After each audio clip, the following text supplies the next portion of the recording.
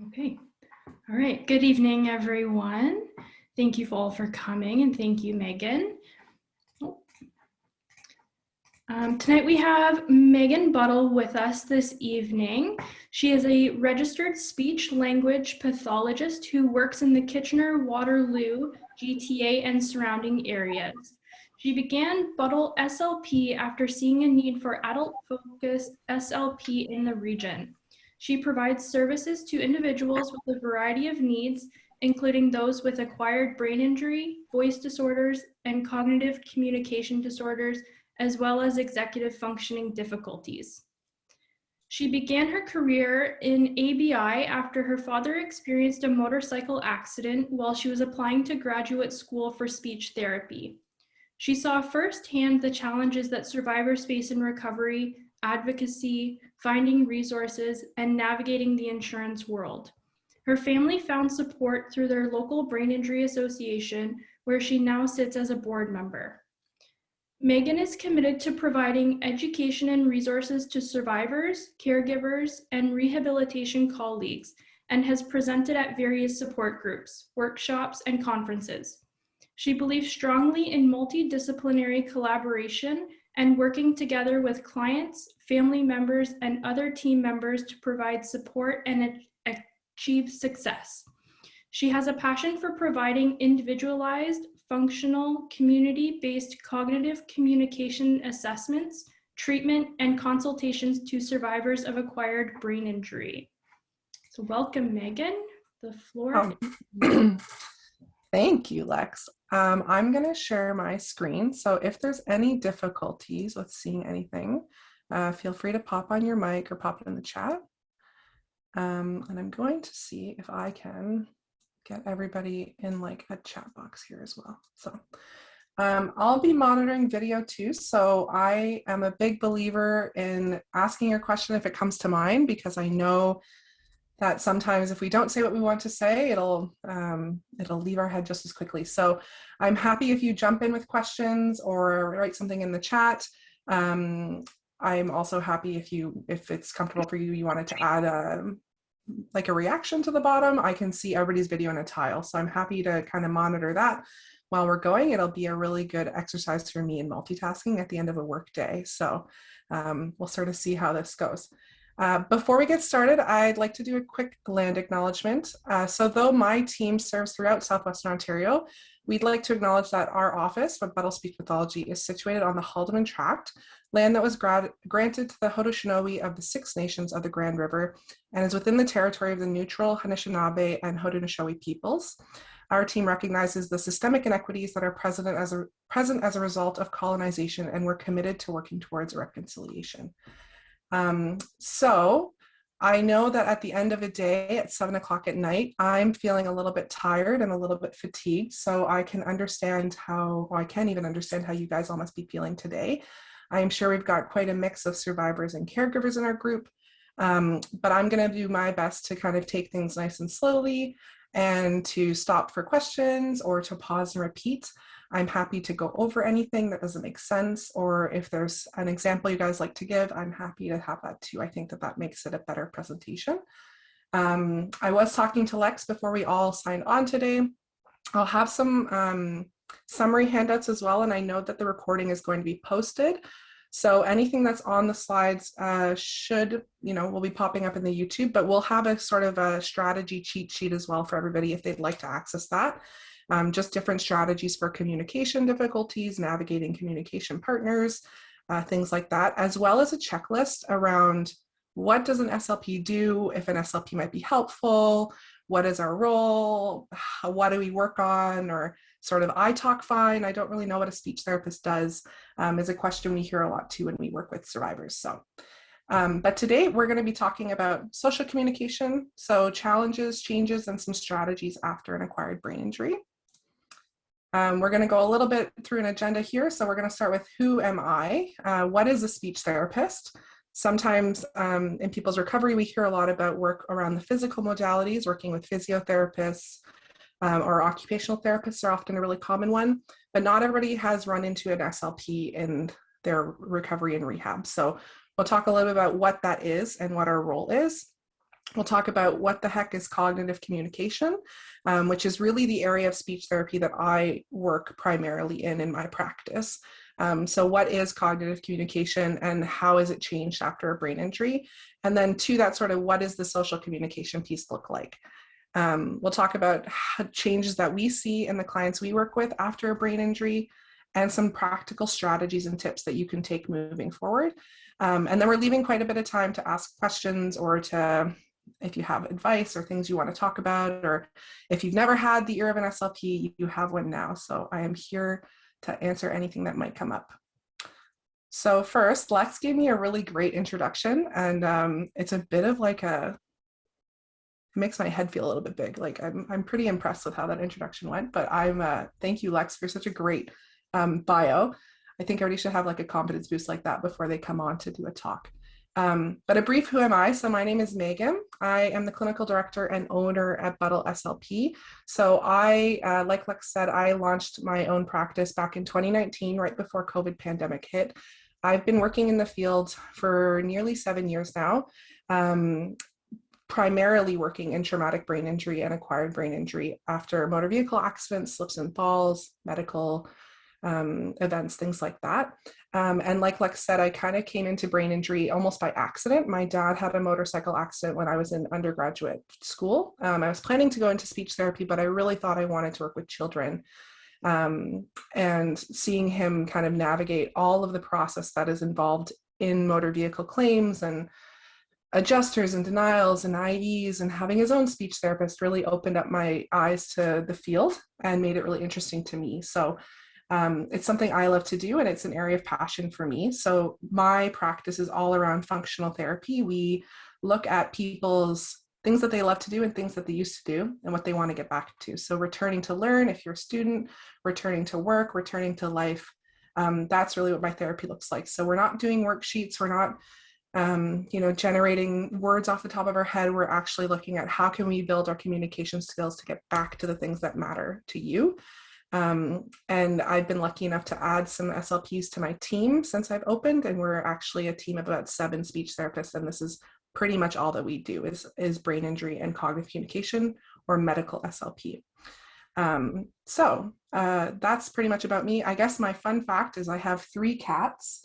My door to my office is closed, but that's not always stopped them in the past. So if there's a cat who comes strolling across my desk, we have our fair warning, and I will do my best to mitigate that, but things could happen. So yeah, I think that's the only thing kind of about me. Our practice is really focused on building community within brain injury and having a really collaborative style. So if people are already working with great team members like occupational therapists or vision therapists or physiotherapists, we collaborate quite a bit on how our goals can meet each other's needs too. And everything we do starts with our clients. So we start on what is something that is a problem for you and how can we help? We're not in the type of business to meet people with 12-week plans of how to get better. We recognize that, if you've met one person who has a brain injury, you've met one person with a brain injury, and every brain injury is very different. And everybody's needs are very different too. So we're focused on really helping people where they're at and getting them back to what they love to do. So. Throughout the presentation, you'll see some circles here that have a question mark in the middle. That's a good opportunity for people on the other end. If you have questions or you'd love to participate or something to say. Oh, sorry, Linda, thanks, a little slower. My nerves are not that present, but I guess I'm a little nervous. I will slow down. The red circle on the screen is just a really good opportunity for us to pause, to ask questions, for me to check the chat. So I get those prompts from Linda to slow down. And to talk to you guys. So if there's something that you're thinking of or a thought you have or something you want to ask, a slide with the red circle is a really great opportunity for me to pause and take stock. So I guess we'll launch in with what is a speech therapist? So I would like to pose the question to the group. If anybody's worked with an SLP on their team or would like to kind of share what they know about speech therapy, if anybody wants to kind of pitch in, I'd love to have that happen. And if not, that's also great. I'll leave a couple of seconds in the chat too if anybody has worked with an SLP or they want to put a reaction if they've ever worked alongside an SLP or had an SLP on their team. No, hey?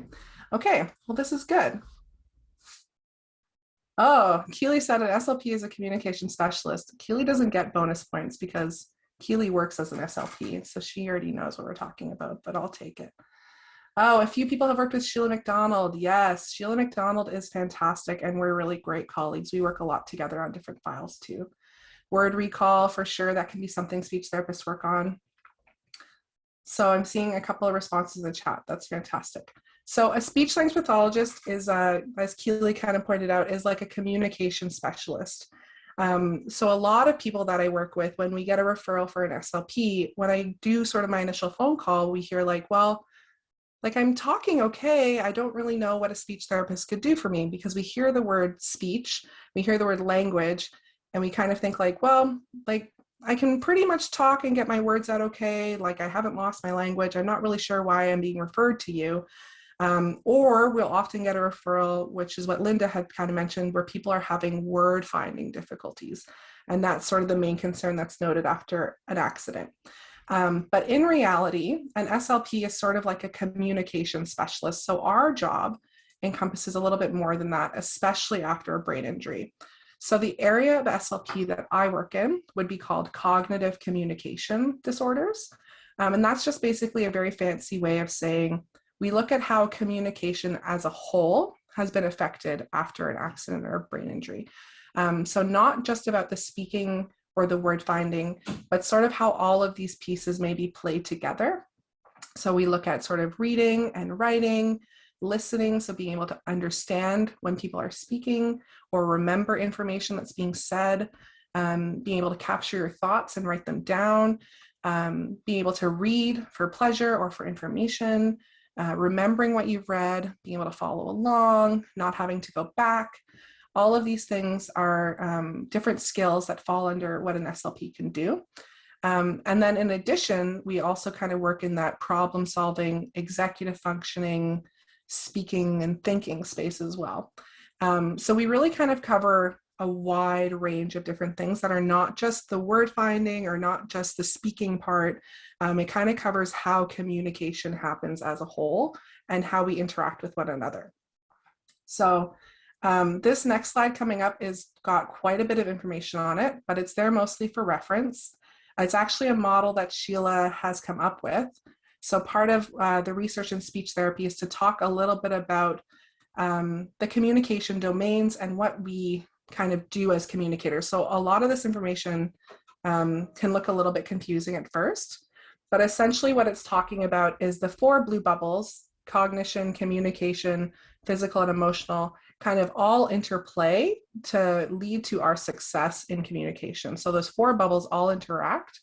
And then there's also different pieces like our environment, who we're talking to, where we're having our communication, if it's a busy place or a calm place, if it's a really hard thing that we're trying to talk about or communicate about, or if it's something easier like a one-on-one conversation.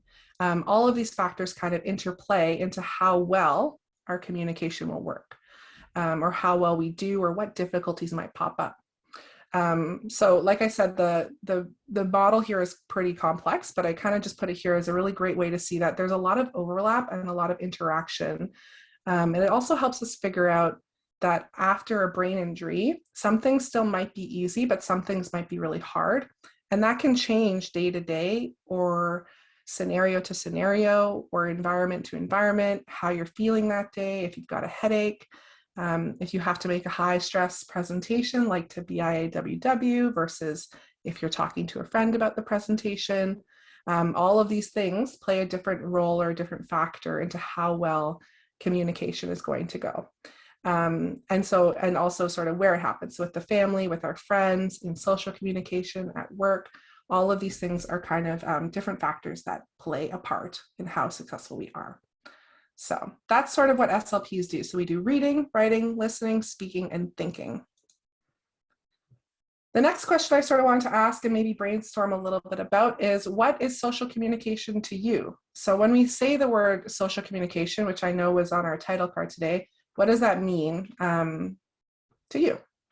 I know with COVID that could change quite a bit too, but what does social communication mean to you? Again, I'll leave a couple minutes for people to type out in the chat box if they'd like to add something.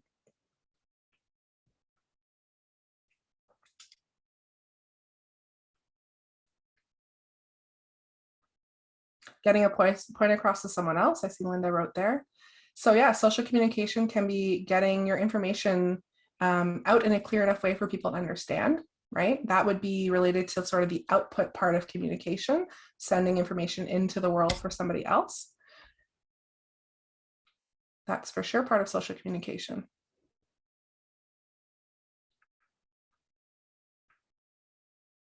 Speaking with people outside your home, for sure. Yeah, I see another respondent there saying that social communication can be speaking with people who are outside of your home.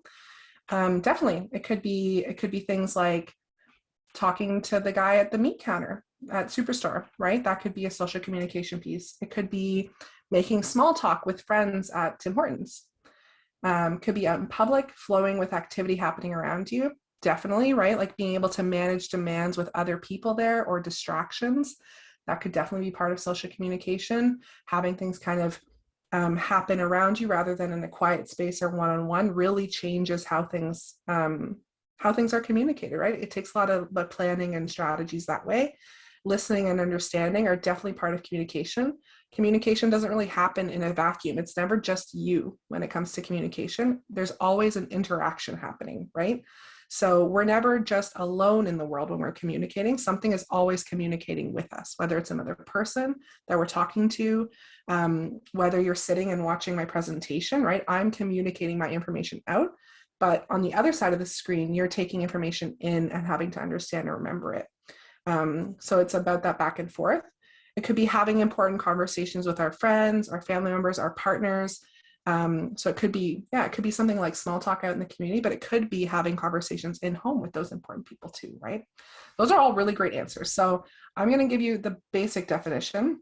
From an SLP perspective, social communication is interaction with others using all of our spheres of communication. So it includes things like turn taking, being understood. So a lot of these things are stuff we've talked about, right? Being understood, understanding body language or using our body language appropriately, using humor at the right times or sarcasm. It could be not saying too much or saying too little.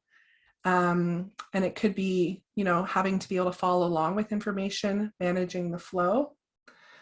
Peter says here, turn taking is a big challenge, right? For sure. So, and social communication can be in person, it could be over the phone. But from a human perspective, so that's the speech therapy, like medical definition. But from a human perspective, it's all of our communication. All of our interactions are social communication. Humans are social creatures. We rely on other people to get things done. We share our joy with other people. We share information. We take information in. Like everything that we do is an act of communication. So it includes things like our social life. It includes things like friendships and family and romantic partners. It includes even social media, right? The word social is kind of embedded in there. It's information coming into us all the time, advertisements, the news, reading a book, reading the newspaper, all of those things could be considered social communication. So yeah, this is pretty great. So in a word, social communication is complicated, right? It's not easy. There's a lot of layers involved in social communication, and there's a lot of factors to manage at once. So it's not really the same as reading a one-page instructional sheet. There's a lot of factors that you can't control when you go into a social communication situation. You're not going to be able to control what the other person is going to say. You're not going to be able to control how quickly they present their information, like me. You're not always going to be able to ask for repetition or say, whoa, like I'm having a brain day, you need to slow down. Or can you say that a different way? I didn't understand. There's people and places that's really easy and great to do, but it's not always feasible, right? So social communication is complicated, and there's a lot to manage at once. So to that point, this is sort of how I thought about, if I were kind of thinking about what I hear from my clients all the time and what's really challenging, this is a thing that we hear a lot, is how the heck do I get back into doing the things that I like to do before, when I used to be able to go out for dinner on a Friday night and manage the background noise, when I used to, be able to say yes at the end of the workday and go see my grandkids after work. Like, how do I get back to doing that stuff that really makes my life what it used to be, right? So this is why we're here. We're going to talk about that. So in our chat box or on your microphone, I'd love to kind of hear from some people, what are some qualities that you can think of when you think of a good communicator? So I do this exercise a lot with clients that I work with. We kind of think about, if we can imagine somebody in our head, it can be a real person or an actor or a public speaker. What is something about them when you call them to mind that makes them a very good communicator? So for example, could be diction. So Linda said diction, be able to enunciate your words so you're easy to understand. For me, the thing I'm always working on, even 7 years in, is my rate of speech. So they speak slow enough for people to understand. Pace, Linda caught me there too. So how quickly you present information. I'm channeling Michael. I'm thinking Michael of The Office, maybe. Is that the person you're thinking of, Linda? When I think about like a very good... Sorry. Oh. Sorry, Linda. I'm here with Michael, so I'm chatting with him and putting it in the chat. Ah, fair enough. Thanks, Michael. These are great answers. So somebody else here said that they're a good listener. They have eye contact with the person. So I think about like a good communicator. The person who always comes to my mind is like Barack Obama, right? He's a really great public speaker. So like his pace is always really good. He's got good stress. He like knows how to present a topic to really like hook you in, right? He can read the room. People maybe making eye contact when you're in person, right? So there's part of being a good communicator that is reliant on how you give your message or what the message is, right? Like that it's on topic, that it's not too fast, that it's, sticking to what's important, that I'm not going to be here and giving a report about the weather when I'm supposed to be talking about social communication. So that would be a good quality, right? Honesty and asking good questions to clarify what you've told them. Yep. So being able to recognize even when we're making a mistake, or to modify our communication style when we need to. So I think about like sometimes when you're in a drive-through and the signal is really bad and you slow down automatically, right? And you speak louder because the other person's not understanding, right? Or being able to recap or give a summary. So you can repeat the information in a way that people can understand it better. Those are all great pieces. So when we're thinking about these qualities too, being empathetic is another good one too, for sure. When we're thinking about these qualities, a lot of these things are things that are kind of inherent to like our communication, but become things that can be really tricky after we've had a brain injury or a cognitive communication impairment, right? So when we think about things that have changed or what's been different, I hear about a lot of impacts to social communication from the people that we work with. So the next thing sort of in the chat box is, what has changed in your social life since you've had your injury or since your loved one has had an injury? So what are some of those barriers that you're dealing with when it comes to social communication? I also know that with COVID, things have changed quite a bit too. So the way that we communicate, the means have changed quite a lot. Normally this would be like an in-person support group. I'd be able to come and read the room a little bit better, see how people are understanding and doing. That's changed quite a bit, right? A lot of people are doing their treatment therapies online. But when it comes to your social life, how has that changed since your injury? So in our text box, I'm seeing people are being viewed differently by friends and family. Definitely, right? So there's those changes to how people interact with their friends and family. I hear from a lot of our clients that, things are just different. Like they can't keep up the way they used to. My friends don't come around as much anymore. It's hard for me to focus, or I get frustrated in those situations. I don't have the patience I used to. I'm more like a light switch now. I just get angry so much faster. People might be speaking too fast or too loud, right? So that information that's coming in can be a lot all at once. Or if you have some hearing sensitivity, right, that can really change how well you can communicate, or being able to filter out that background noise, I hear is a big challenge too, right? So being in a restaurant or being in a cafe is going to be quite different than being in a one-on-one situation. Feeling embarrassed to talk to people, for sure, right? So knowing, like, how do I jump into a conversation? How do I make small talk? Like, what do you even talk about anymore? For a lot of people, like a lot of the pieces that were part of what they talked about or who they were have changed a lot since their injury too. So having those conversations or those like dreaded, I'm sorry, I have a cat joining me. I'm gonna excuse him. This is part of our Zoom life now. I was saying sort of people are noticing those big changes in what they want to talk about. So changes to their identity when it comes to their work life or their career, their hobbies, those things might be very different after an injury. People saying, yeah, that happens to me too. Or I think I understand what someone's saying, but I found out later I didn't get it at all. Got the wrong end of the stick, right? That happens too for sure.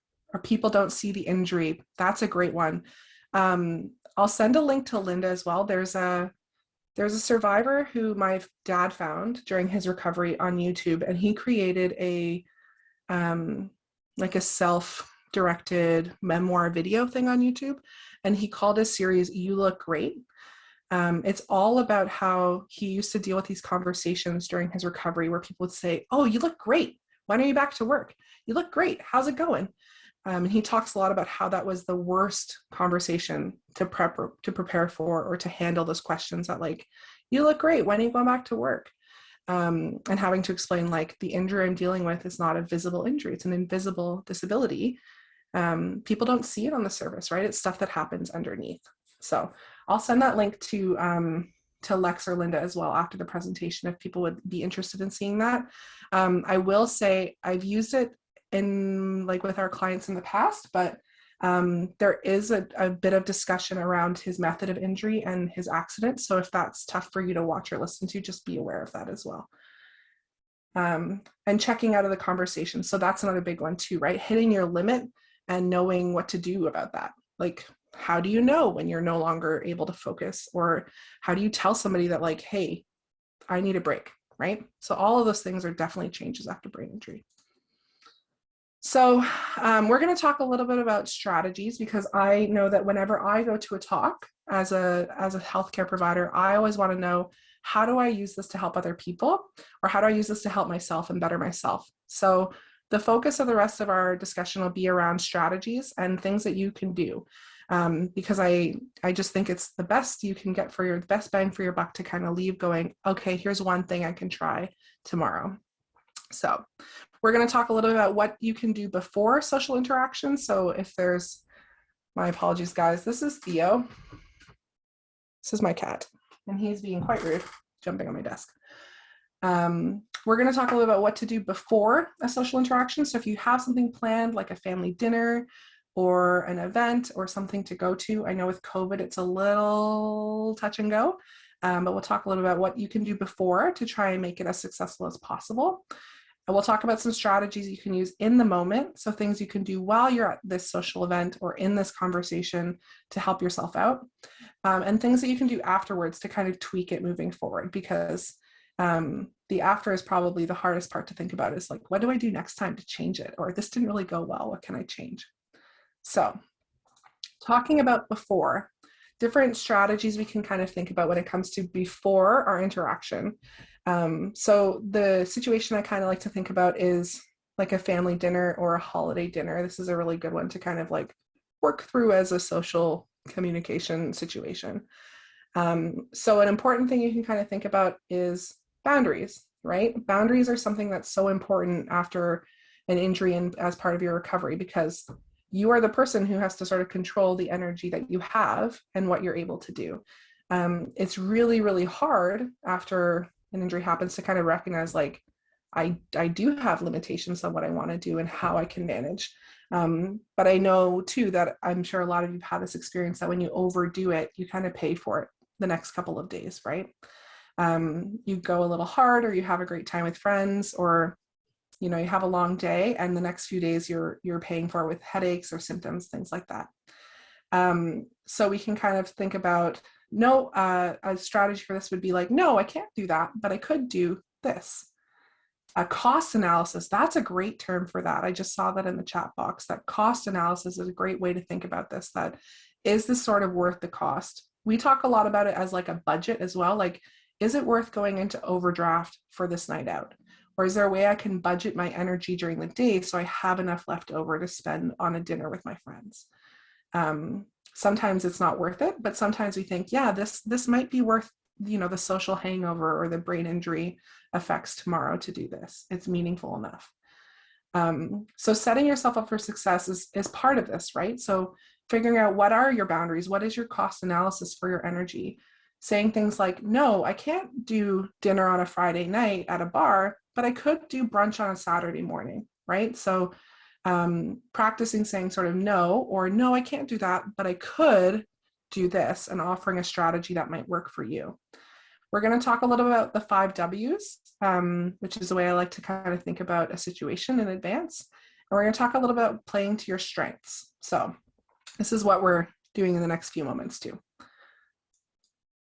So when it comes to sort of boundaries, trying to figure out how to say no, that can be really hard, but saying, no, I can't do that, but I could do that, this, right? I can do brunch on a Saturday morning, or I can do coffee at your house for an afternoon, right? And knowing that when it comes to, figuring things out with your friends or your family or loved ones, that a good negotiation means that nobody wins. So it's not really about the argument. It's kind of figuring out that, like, what works best for everybody. It doesn't necessarily mean, bending to one person all the time, or doing something that really works for one party but not another. It could be really meeting in the middle, right? And that knowing that as a survivor, you have needs that need to be met too that are different than they used to be. So knowing that, there's things that are sort of non-negotiables now, like, Friday night at a bar is a non-negotiable. That's not going to happen. But Saturday mornings, maybe you're feeling much fresher and that's a good time to meet. Or, we're not going to be able to do family dinner for 12 people, but I could do, a Saturday luncheon when I can leave or have access to space for a break, right? So sort of knowing those boundaries in advance could be like negotiating a place to sit, could be, having a quiet space to take that break as you need to pace yourself to, sorry, the cat's a little chatty too. It's a good distractor, a good version of real life when it comes to Zoom and COVID. I've kicked him out a few times. He keeps barging back in. So I think we're going to live with the distraction a little bit. Thanks. I see a cat emoji. He might make another appearance. He doesn't like when I'm alone on a Zoom call. So I think he thinks I'm a little lonely in here talking to a screen, or I've gone a little bit crazy. So we'll see. Now there's a second one in here. So we'll see what happens, but we're going to roll with the punches because I'm pretty flexible that way. So, so we're talking about the boundaries, right? So knowing what you can do beforehand. So the 5 W's is a really great way. We think about like 5WH when we think back about like being in elementary school, right? Where we had to come up with a book report about the who, what, when, where, why. So most of us know the 5 W's, but we can apply it to a social situation. So who will be there? What will we be doing? Where is it going to be? At my friend's house or a busy restaurant? When was this event going to happen? Can I manage a little bit differently for the time of day or to help my fatigue? And then the why and how. So those little details, right? So for one of our clients, we were talking about attending Christmas dinner. This was just before COVID. And for them, for their injury, it was very difficult to sit in the middle of the table, to have people on all sides around them and participate. So part of our preparation was reaching out to the person hosting Christmas and saying, I'm going to need to sit at the edge, the corner edge of the table, because their family did place settings and things like that. And for them to sit at the corner edge meant that they only had people on one side of them, or they could keep the noise to the back of them. So they weren't as distracted by the comings and goings of what was happening for Christmas dinner. And that was something that was really helpful for them. So thinking about some of the things before the event happens and making accommodations as you can is a really great strategy. Talking about things that could happen during. So now you've planned all you can, you've thought about the who, what, when, where, why, you've thought about boundaries, you've made accommodations or flexibility, but now you're in the situation. So you're at this family dinner. It's good to know your environment. So kind of thinking about, what's going to be happening in and around the situation, what is entailed, self-regulation, right? So talking about like being able to keep information in, knowing when to talk and when to listen. How do we jump in? Like what happens in the moment when we run out of things to say? And we'll talk a little bit too about exit strategies, which are like my favorite thing. They're kind of like, how the heck do I get out of here when things are not going to plan? Because that happens, right? We need a pull cord sometimes. So in the moment, knowing your environment, knowing yourself. So working it to your advantage. It could be having your back to the noise, right? It could be finding a quiet place. Another client of mine, you know, they recently had a new granddaughter. So part of their strategies were at family dinners. Whenever mom went to breastfeed the baby, she went with the mom to her break. It's a little quieter. They were nursing, things were quiet. They gave her a chance to take a break for a brain break and then kind of went back. So it kind of, she worked the new baby angle to her advantage a little bit too. She got to spend time with her grandbaby, but also got to step away from the busyness of the family dinner. It could be about working together with your communication partner. So if you're going to a situation with a close friend or a spouse, it could be talking about this prior to, or having like a bit of a code word or so, like a signal that you guys can use to kind of check in and say, like, how are things going? Do we need to take a break? Is it time for us to go? And kind of having that discussion, you know, before that or while you're at the event as well too, right? Sometimes if you have a really great strategy in your back pocket, something you've been using with a speech therapist or your occupational therapist, it could be having like a mantra that you can repeat to yourself, sort of like, what's the topic? Or remember, we're doing 50-50 share. So sometimes I, you know, my topic gets away from me and I talk too much and I can see it on my partner's faces when they're having a hard time following along. So I'm going to try and aim for 50-50. I'm going to talk a little less or ask more questions. So keeping one strategy top of mind is a really great idea. For some people I hear, you know, it's really hard for me to talk, or I talk too much, right? Like I just sort of said, I hear from clients, like I go into a social situation and I don't know what happens. I just keep talking and it's really hard for me to stop. And my, you know, the people I'm talking to, they look bored and I don't know what to do. And we just keep going and going. And a strategy we use is the 5-finger strategy or the hand talker strategy. So we'll talk a little about that if that's a problem for anybody in our audience today. But my hand talker strategy is you kind of have our hand in front of us. We introduce the topic, and this is something once you practice it, you can do a little mentally too. You introduce the topic with one finger. You're going to say 3 things, and when you get to your thumb, you're going to kick it over to your communication partner. So if you kind of start, I'll give an example. I'm going to talk about my cats because they're distracting me and currently top of mind. My name is Meagan. I have 3 cats. I have Theo. He's a tabby cat. You all met. I have Gary. He's a tuxedo cat, and he's usually pretty chatty too. And I have Alice, who's a female calico type tabby, and she likes to ride on my shoulder. So I introduced my topic. I did 3 points, and I'm going to kick it over to the next person. So I might say something like, Linda, do you have any pets you have at your house too? And that would give Linda an opportunity to jump in and share a little bit too. So it's a good, I'm not going to put Linda on the spot, but that's a really great way to kind of like introduce the topic, give 3 points, and then it's a good cue to say like, oh, I've talked about 3 different things now, I'm going to pass it over to the next person. If you're talking too much, you can compliment your partner or ask a question. It takes the onus off of you. So rather than kind of talking about all of your cats, you can see I asked a question, said, Linda, do you have any pets at your house? Or if this wasn't really COVID, you could say, have you gone on vacation anywhere interesting? Or what's the most recent movie you saw? So you can kind of come up with a couple of different questions to have in your back pocket to turn it back to your communication partner. And the same thing, the 50-50 rule, we can kind of aim to be 50-50 in a communication exchange or conversation. We want to kind of share the floor, half and half. So talking too much, or there's some strategies there for if you feel like things kind of get a little bit out of hand and it's hard to stop, right? But the other thing I hear mostly from a lot of my clients and people I work with is that it's the opposite that's hard. So finding a place to jump in, knowing how do I enter into small talk? How do I, walk up to a small group and know what to talk about? How do I keep going? What do I do? What happens when there's a lull in conversation? Or, I have an idea and the pace is moving so fast that I don't know how to jump in. That's what I hear from a lot of people we work with. And so we talk a lot about going topic shopping. So if you feel like you're on the spot or stuck, having a few topics in your back pocket can be a really great strategy. Or things like buying time. So if somebody asks a question and your brain goes blank, or you're having a moment where it's hard to find your words, buying time is a great strategy. Something like, that's a really great question. I hadn't thought about it that way before. Let me think.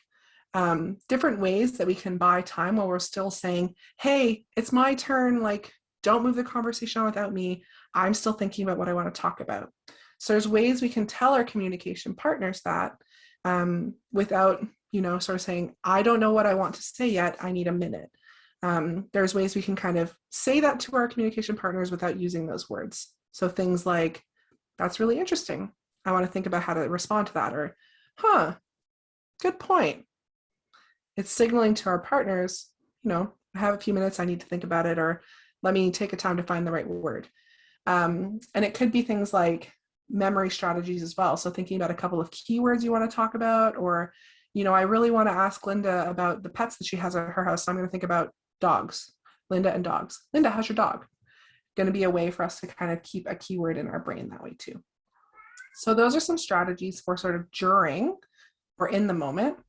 The last one I kind of like to talk about are an exit strategy. So sometimes things go sideways, or you're having a big headache flare up, or you're just done, you've hit your wall. How do we get out of a communication situation where we've hit our wall?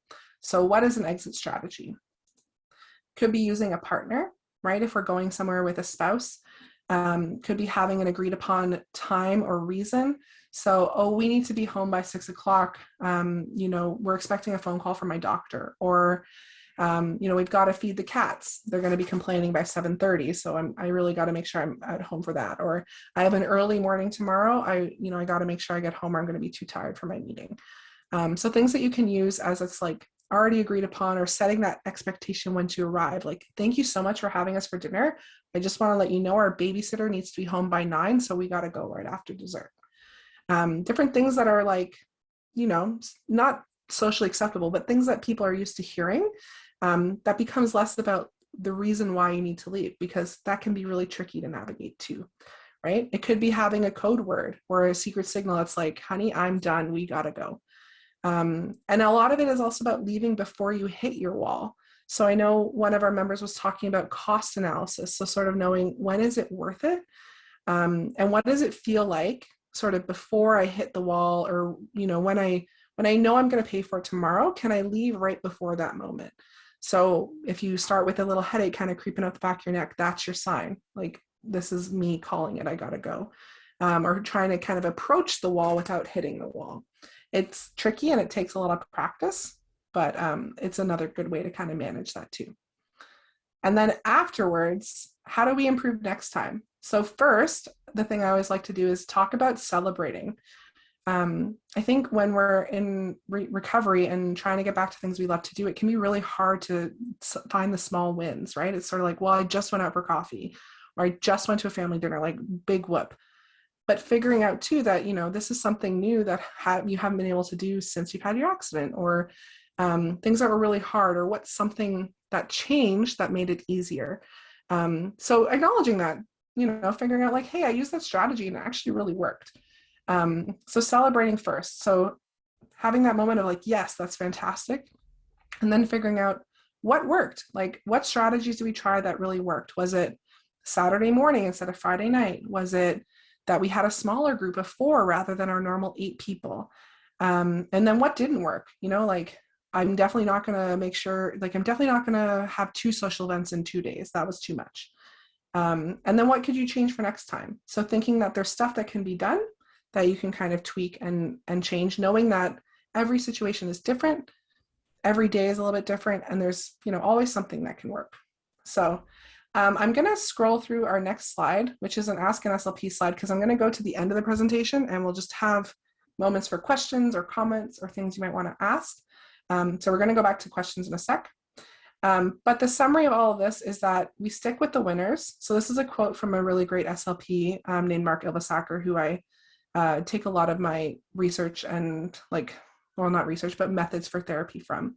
And he talks about that you should stick with the winners. So find the strategies that work and ditch the losers. If you try something and it doesn't sit well with you, or it doesn't work, it's not the strategy for you, and that's okay.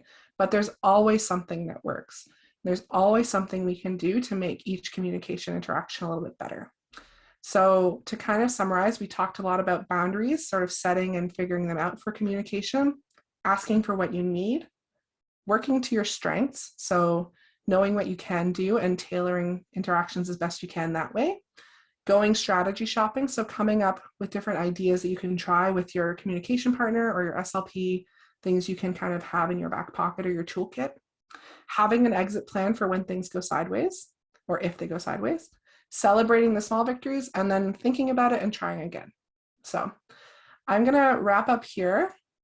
Just say thank you. I've put my contact information on the slide, but I know Lex and Linda also have my contact info. If anybody has questions or something that's specific that's come up to them that they don't want to talk about in the group, I'm always happy to talk about my role, my job, what I do, answer questions. It's a huge passion for me and I love what I do. So if there's something specific, I'm happy to talk about it, but I'm going to also open the floor to let anybody ask questions as they like to. So that's it for me. Thanks, Megan. I have a couple of questions because as you know, we talk to people all the time about some of the issues that they're dealing with, and a couple of things that come up is around the emotions. So especially if you're trying to deal with, here's Heather here asking about strategies for making phone calls and losing words, strategies for stuttering. How did you know, Heather, I was going to talk about this? I was going to frame it in terms of a business discussion. So if someone, you're talking about social situations, which are really important, but some people need to talk to make a business decision over the phone or in person. And some of the words Heather uses here, stuttering or thinking that you're saying one thing, but something else comes out. And so how do you make sure that the thoughts and the words that you intend really are communicated? Because people with brain injuries report that they think they're saying the right things and it actually comes out totally different words. And I was going to say, and that leads to this an emotional response. Yeah, I see the chat box too, for sure. Right? That feeling of flooding, right? That there's just a lot hitting you all at once. And then you kind of give up and have to leave that to someone else. So could you talk a little bit more about some of these structured situations rather than I mean that's a whole nother topic for another day, but no, but it's a great question, right? Like it is totally different when it comes to what the scenario you're communicating in, right? And it kind of like harkens back way at the beginning, that very complicated model thing I popped up. There's a lot of information there that it's tricky to read if you're not in speech therapy or somebody's not there to really explain it. And I sort of threw it up because it's interesting for me and it shows that interaction. But that's a really great point, right? That our communication, people sort of think like it's not the same as having a broken leg where, you know, we have this injury that will slowly get better and it's like a linear recovery, right? We're going to have our bones knit, we're going to have our cast on for 8 weeks, and then we're going to start weight bearing, and it kind of goes like this.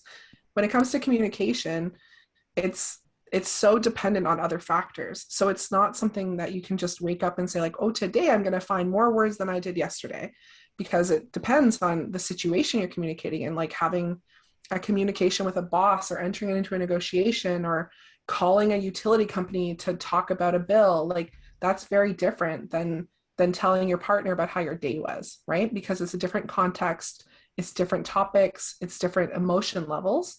And what we know about communication and brain injury is that they're very like dependent, or they kind of play off each other in that way. So in more high stress situations, it's going to be a lot harder, right? We see things that are, when tasks are harder or the situation is more emotional, those difficulties show up a lot more too.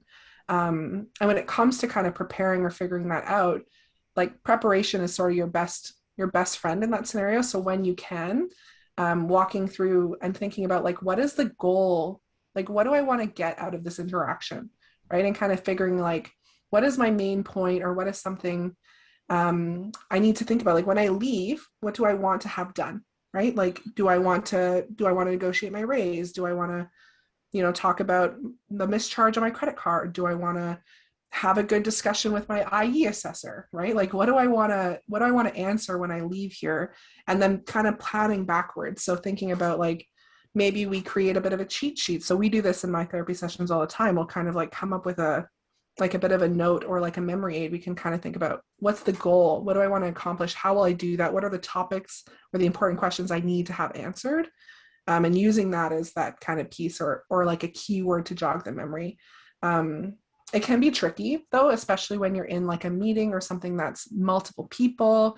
Sometimes some people really benefit from being able to like stick to their script or review their points and check things off as they go, or attending a meeting with a loved one. So if you're able to bring somebody to that like bank mortgage appointment who can kind of say like, this is what we talked about, this was our summary, and having that repetition, or asking, you know, at the end of that meeting to say like, could we get a copy of them? Like, could you give me a summary of what we talked about or the minutes?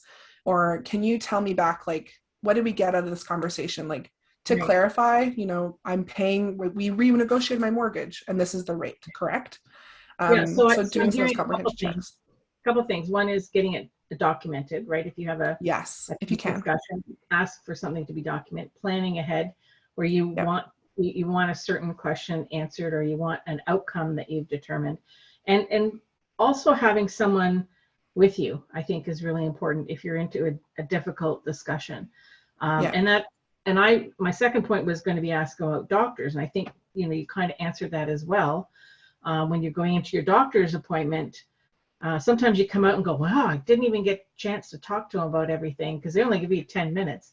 But having a plan around what is the most important thing to talk about, and to make sure that one thing at least get answered every visit. Mm-hmm. So I see another question from Jen. I'm seeing really great questions in here too.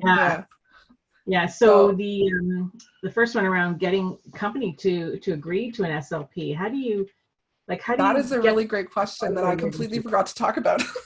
Yeah. So if you think after our discussion, if this is something where you're like, where has this been? Because we hear that too from our clients. You know, when I come on with our clients, sometimes we're not coming on until 2-3 years after the accident happens. And it's nobody's fault. Like, the way that I talk about it a lot is we compare rehab to like an onion. So we talk about like the top skin layers as those physical injuries, right? Like, you know, maybe there's some fractures, maybe there's whiplash, there's neck pain, there's all these other pieces that have to be dealt with first. That layer comes off. It's like, okay, I'm starting to feel better. I'm doing these things. Now I'm seeing like, oh my God, the word finding, or I can't keep up with the conversation, or I don't remember what we talked about. And it's then, like, as you're getting back to doing things, that you're noticing these difficulties. And then how do we even refer? So the good news about speech therapy is that you don't require a doctor's referral. So we have clients who self-refer all the time, whether they're in motor vehicle or they're privately paid. They kind of find us on the web or through their occupational therapist. That happens. So if you're working with an occupational therapist, or you have somebody on your team when it comes to motor vehicle, they're probably your best bet. Sort of saying like, hey, you know, I've been doing some research and I think that this would be a good option for me.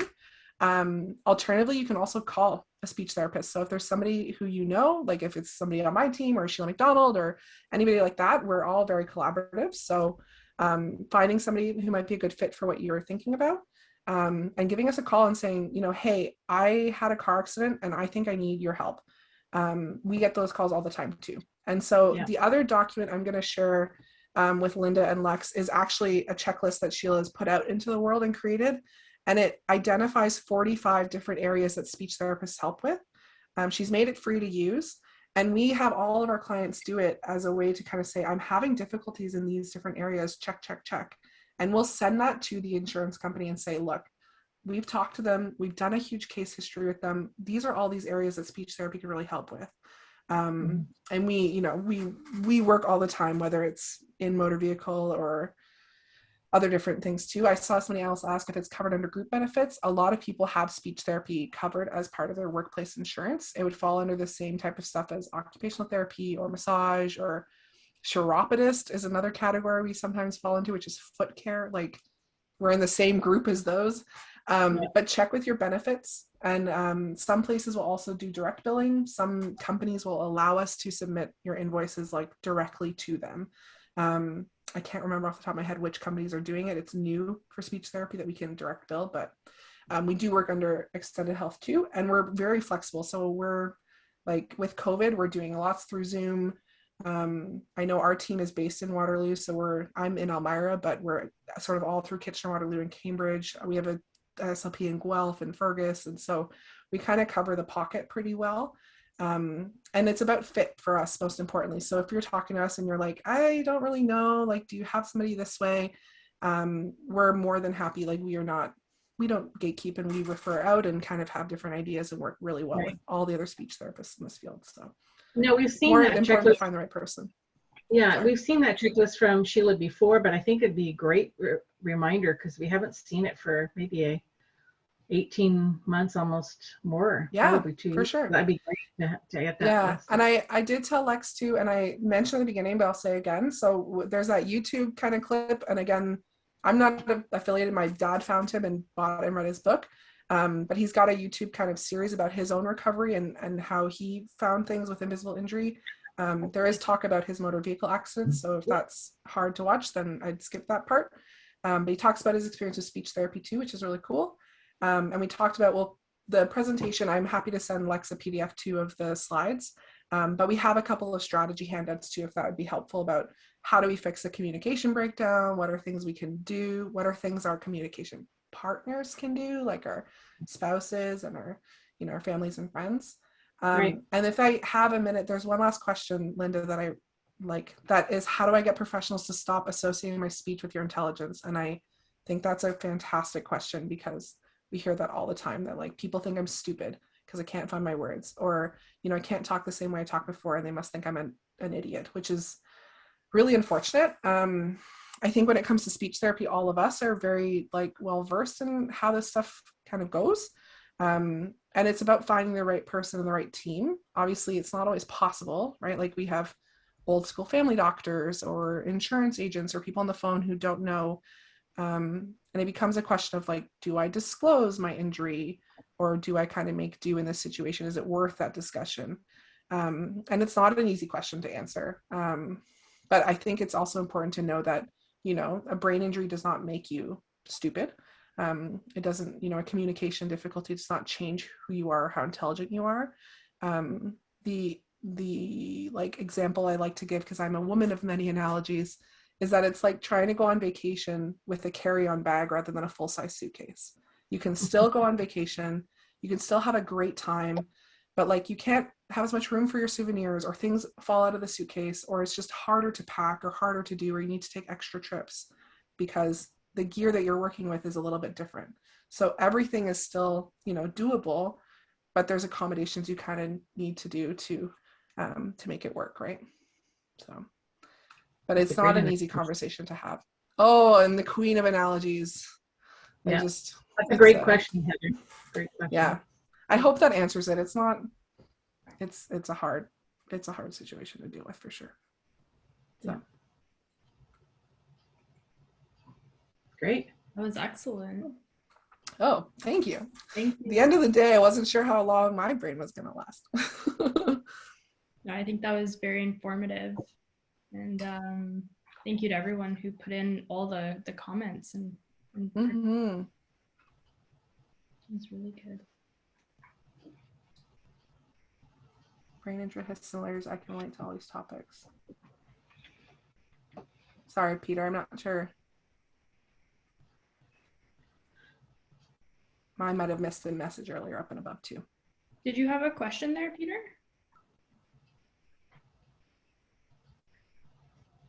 Can I talk? Yeah. Yeah, okay, I can sorry. stop recording Cool. if you'd like to. Just for me, it's okay. You don't